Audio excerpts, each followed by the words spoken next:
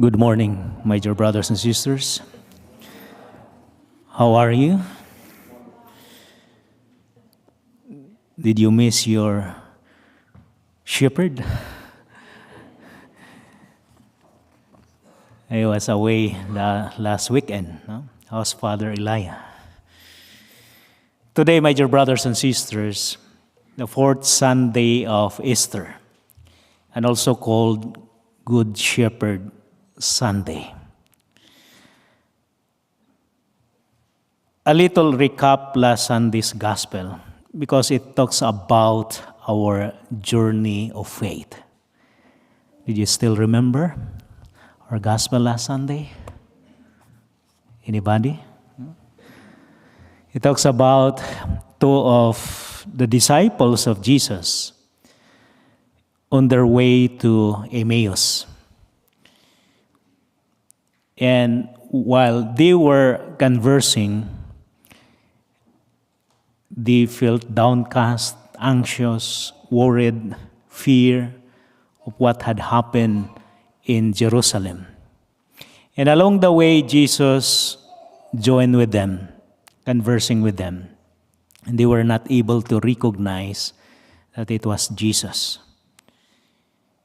Until the moment when Jesus broke the bread and gave it to them. And they realized that it was Jesus accompanied them. My dear brothers and sisters, it talks about our journey, especially in our journey of faith. The question, who is with us in our journey? Remember that Jesus said, "Come to me if you are carrying heavy loads, because my yoke is easy and my burden is light." In our journey of faith, in our journey of life, did we allow Jesus to be part of it? Did we allow Jesus as our companion, as our guide along the way to His kingdom? So again, my dear brothers and sisters, try to reflect, try to put this in our personal experience, in our journey of faith. Did we allow Jesus always part of our journey? Because sometimes we just call God or we call Jesus during the moments of difficulties. No? Allow Him allow Him to be part of our day-to-day journey of life. Again, today, my dear brothers and sisters, the fourth Sunday of Easter and a Good Shepherd Sunday.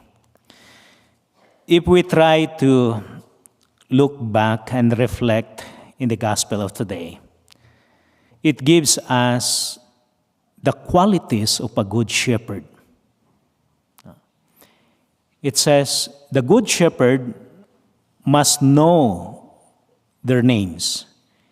He called his own sheep by name, and they know their shepherd. No. The second, the shepherd feeds his sheep.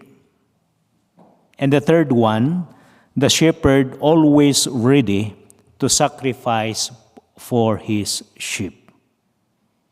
These are the qualities of a good shepherd. And if we try to apply this in our personal lives, all of us are shepherds.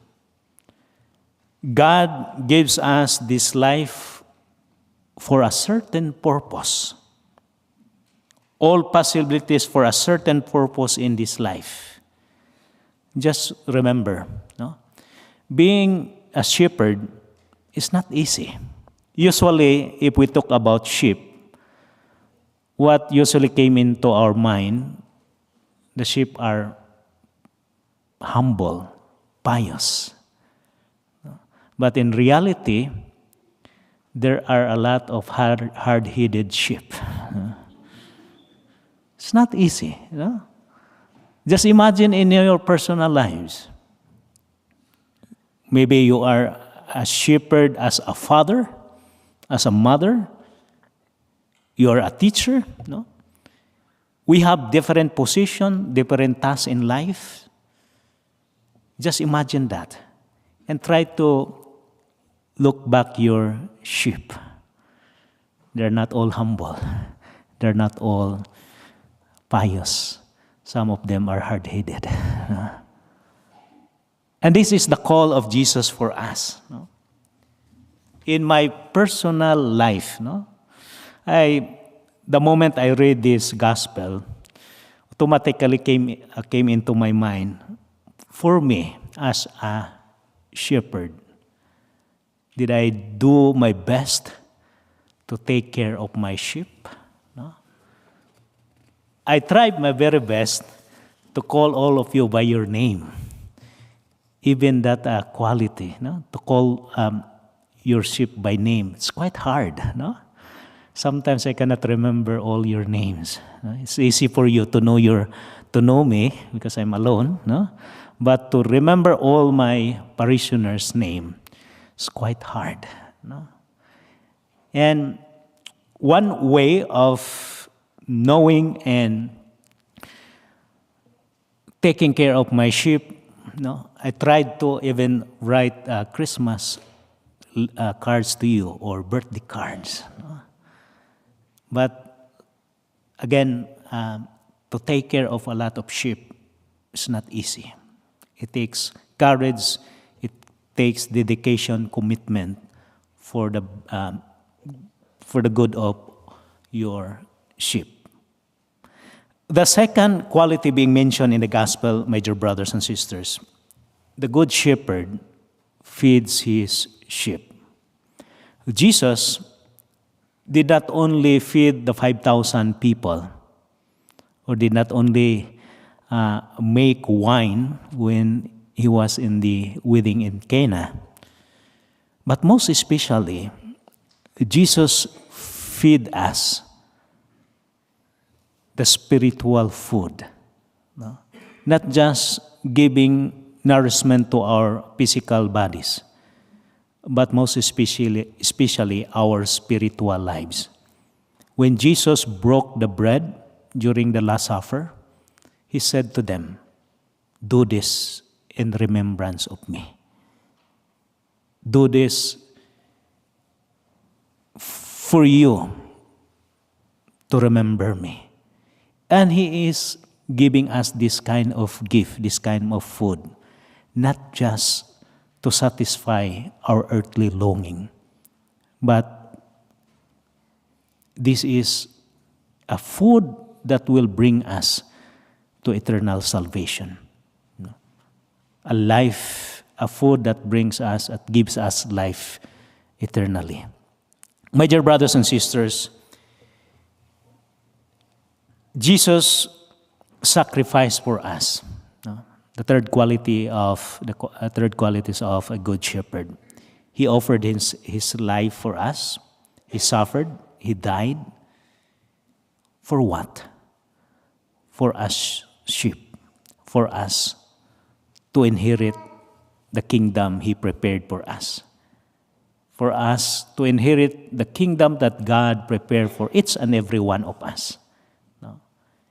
And the question, my dear brothers and sisters,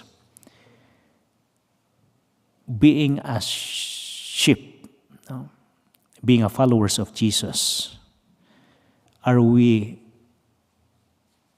recognizing our shepherd? No. It's not just reflecting in the qualities of a good shepherd, but it is also a question of being a sheep, being a followers of Jesus, being believers. Are we doing what is right according to God's will, according to God's call for each and every one of us? Remember, my dear brothers and sisters, Jesus sacrificed for us to have life more abundantly. He sacrificed his life. He died for us.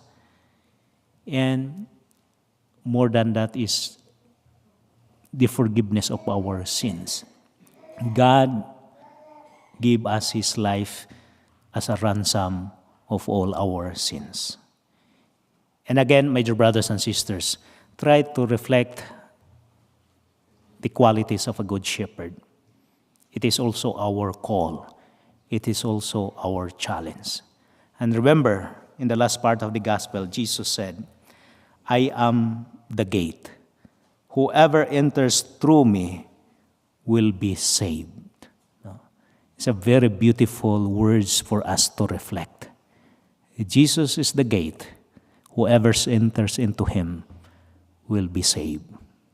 It means the reward is greater than what we have in this life, the life of eternity, the life with Him in His kingdom in heaven.